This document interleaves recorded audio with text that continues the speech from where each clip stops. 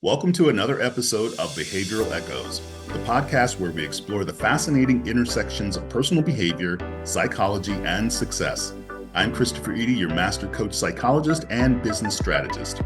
And I'm Lisa Oborn, your positive psychology enthusiast, certified coach, and change practitioner.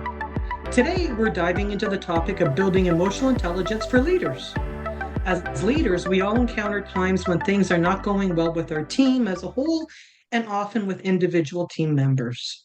We'll look into emotional intelligence and share techniques and examples on how leaders can approach this topic to remediate it. Great overview. Let's dive a little deeper into what is meant by emotional intelligence for leadership. In summary, if you aspire to be in a leadership role or you're already a leader, there's an emotional element that you must consider. It's what helps you successfully coach teams, manage stress, deliver feedback, and it helps you collaborate with others. It's called emotional intelligence, and it's one of the most sought after interpersonal skills in the workplace. In fact, 71% of employers value emotional intelligence more than technical skills when they're evaluating candidates. That's fascinating data, Chris, from Career Builders. Emotional intelligence allows us to put people first and move away from the autopilot reactions. For leaders, we'll look at a few areas. Being mindful is an important topic to allow us to be aware of what's happening around us. We pay attention then to what is happening in the present moment. As a leader, we need to consider ourselves in the equation as well while being mindful, self aware, motivated, as well as having empathy. Our focus will be on leadership in the emotional intelligence area. Chris, can you comment on this from an NLP and psychology perspective? Active listening, focused attention, and awareness are essential when you live in the moment. Being present can reduce your stress, it increases our ability to handle adversity, and that's part of life. And we've said this before. In any moment, it's always going to be better to be in the moment than worrying about something that hasn't or has happened that we can't impact. Being in the moment allows us to be better listeners because it allows us to focus only on the conversation that we're in instead of the distractions or any autobiographical conversations in our head about how to respond. I agree. And we have self awareness, which looks at how we react to our emotions and our body. This is the foundation of emotional intelligence that many people may not realize. It's being comfortable and willing to look at our internal state and preferences. This helps us with decision making and the ability to reference and contain information that we've learned. Many do not realize that our knowledge is contained in our emotions. It's a realization of your experiences, not just information on a piece of paper. This is how we apply knowledge and learnings. That's a really, really good point, Lisa.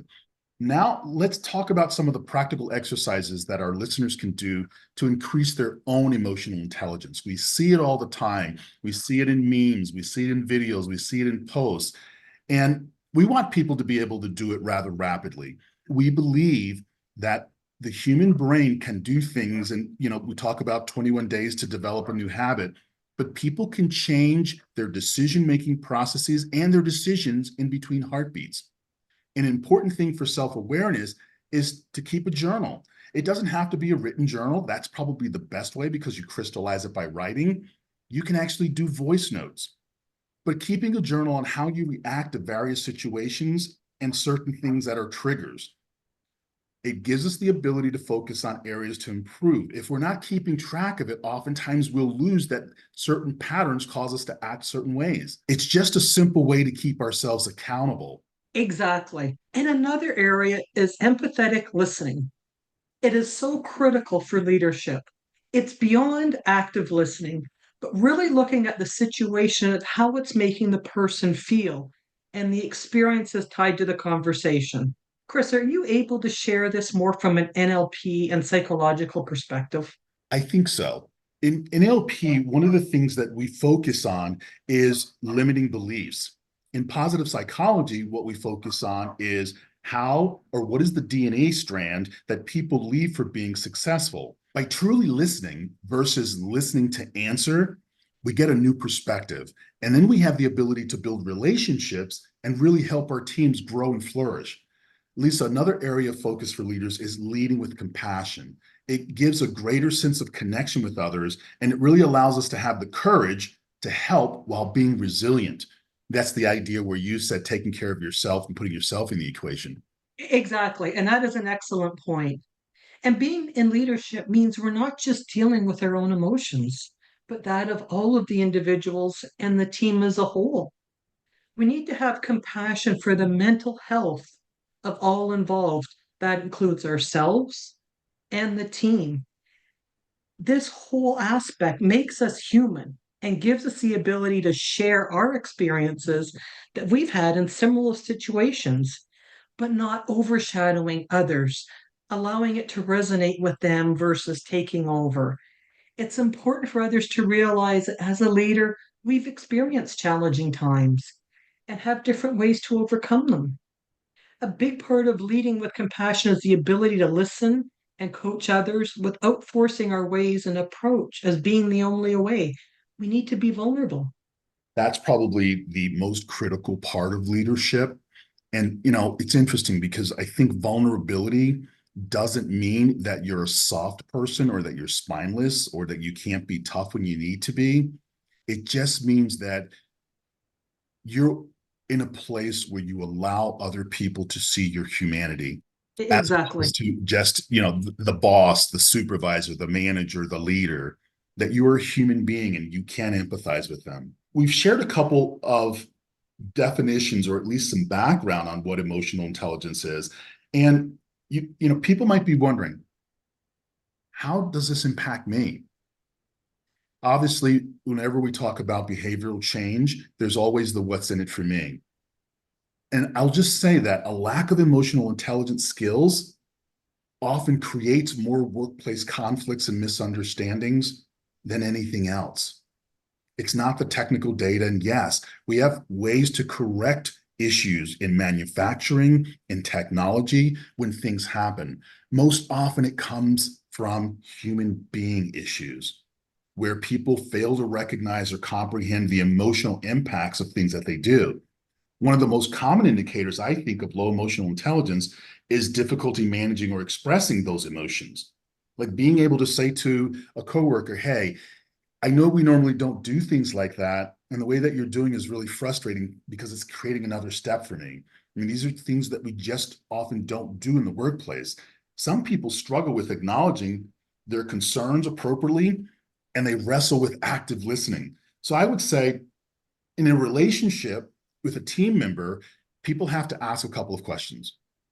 Are my conversations strained? Do I feel apprehensive about saying something to someone? Ask yourself, do you blame others when projects don't go as planned? And are you prone to outbursts? I mean, these are real things. And thank you for sharing that, Chris. And that really allows myself and also our listeners to think. And it's different ways that people struggle with emotional intelligence.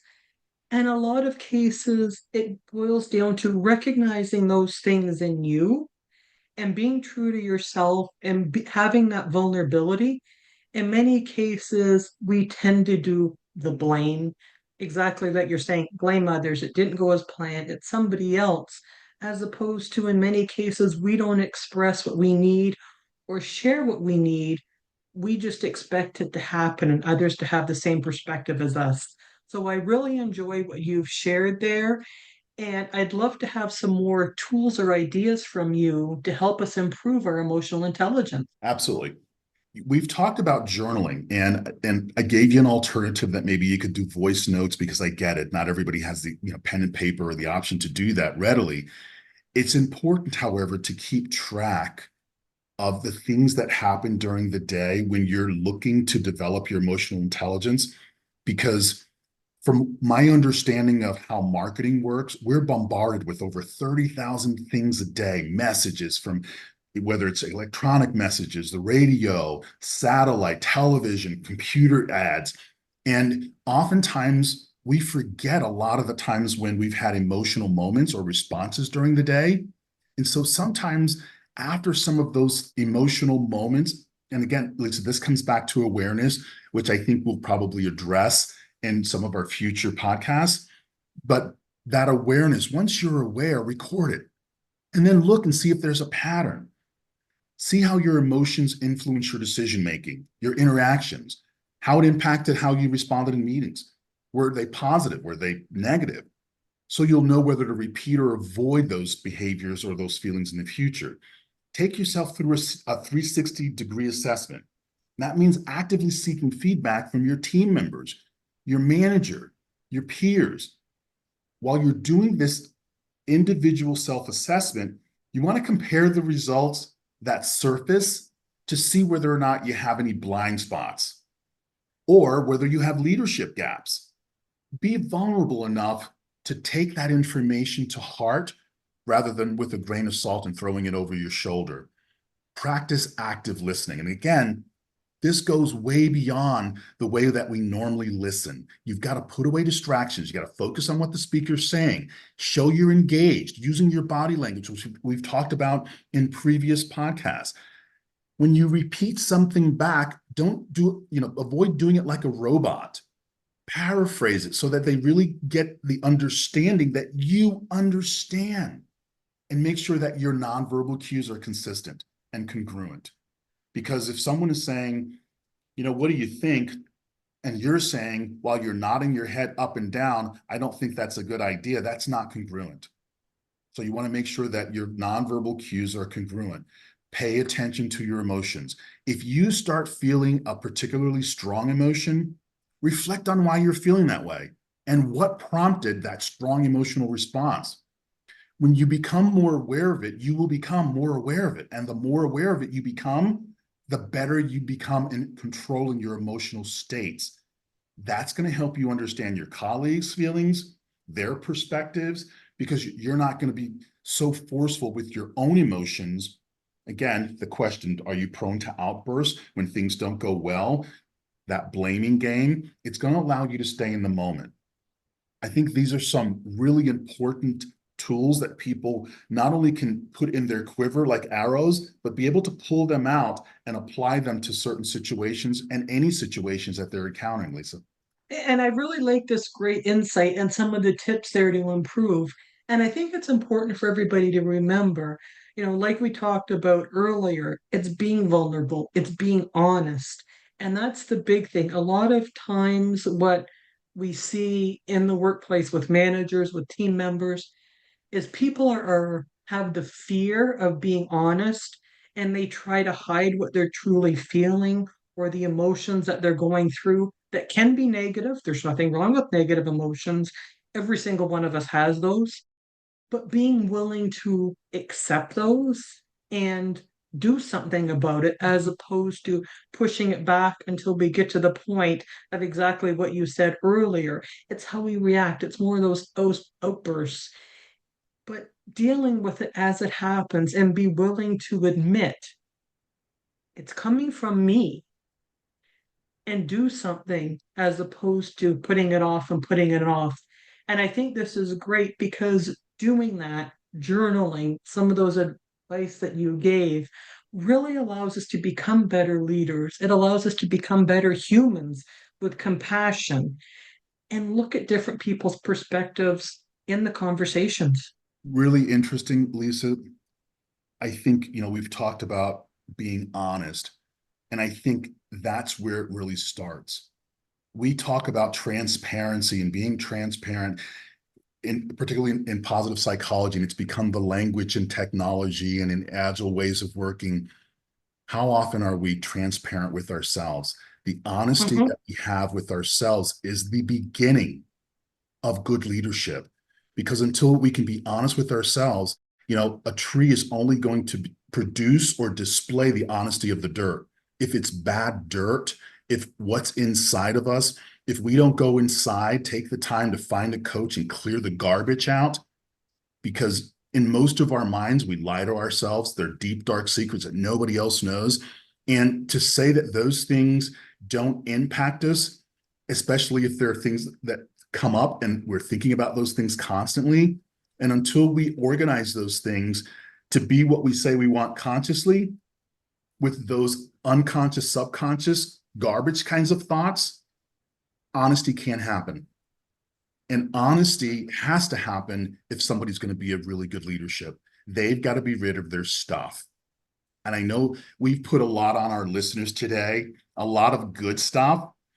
My hope is that this episode has given people valuable insights and some really good practical tools to help them build their emotional intelligence.